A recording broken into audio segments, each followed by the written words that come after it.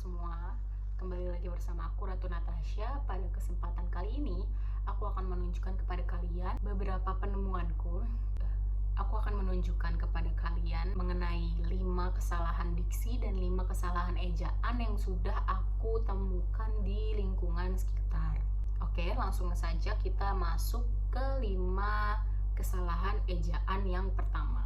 Yang pertama ini aku ketemu di struktur sivitas akademik di Fakultas Psikologi Kesehatan Universitas Negeri Padang, FPK UNP.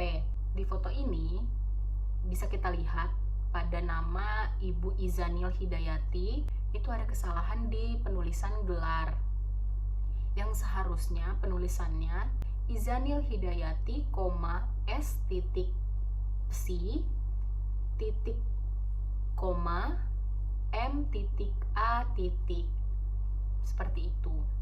Nah, kesalahan ejaan kedua itu ada pada foto berikut. Di tulisan keterangan bawah, poster karya Yofi Hendrawan, seharusnya pada akhir kalimat itu di mana ada tulisan tahun 2021, tahunnya itu tidak perlu kapital. Jadi itu kesalahan ejaan di gambar tersebut. Yang ketiga, ini saya ketemu di lingkungan RT saya, di mana kesalahan penulisannya ada pada tanah dijual. Seharusnya kata dijual itu digabungkan karena jual tidak merupakan kata tempat. Tapi kalau dipisah dengan kata jual dengan kata kerja, itu seharusnya digabungkan. Seperti dipisah itu digabung, digabungkan itu digabung. Jadi maksudnya rumah dijual itu harusnya penulisannya rumah dijual, langsung digabungkan menjadi satu kata.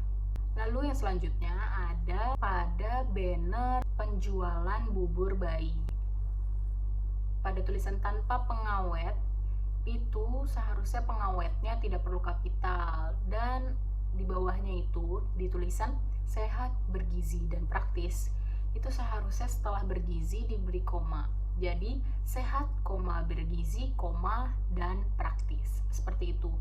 Karena macam-macam jenis yang lebih dari 2 dan ada kata dan, itu sebaiknya menggunakan tanda koma pada setelah kata jenis tersebut. Lalu selanjutnya ada pada gambar berikut. Jalan Rambutan RT 001 RW 12 Kranggan Wetan Jatirangga. Kesalahannya berada pada RT dan RW, di mana seharusnya RT itu dibuat kapital. Jadi R kapital dan T kapital. Begitu juga dengan RW, R kapital dan W kapital. Kenapa? Karena RT itu merupakan singkatan, di mana kita menulisnya harus menggunakan huruf kapital di kedua-duanya. Selanjutnya saya akan menjelaskan mengenai 5 kesalahan diksi yang sudah saya temukan di sekitar saya. Yang pertama ada pada gambar berikut. Bisa dilihat pada gambar bahwa kesalahan penulisan yang cukup fatal. Di kita SD dulu sudah sering didebatkan mengenai penulisan apotik atau apotek, dan yang benar adalah apotek. Kata apotek itu lebih baku dibanding kata apotik. Jadi apotik adalah bentuk tidak baku dari apotek. Selanjutnya pada gambar berikut, yaitu pada penulisan Cibubur Optikal. Optikal ini tidak dapat kita temui pada KBBI, jadi optikal ini nggak ada artinya di KBBI.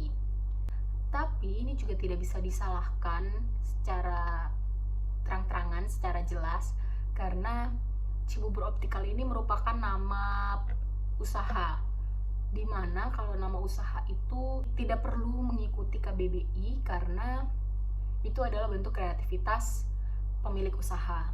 Tapi kalau optikal ini digunakan pada penulisan ilmiah, itu jelas tidak bisa karena optikal ini tidak ada artinya di KBBI.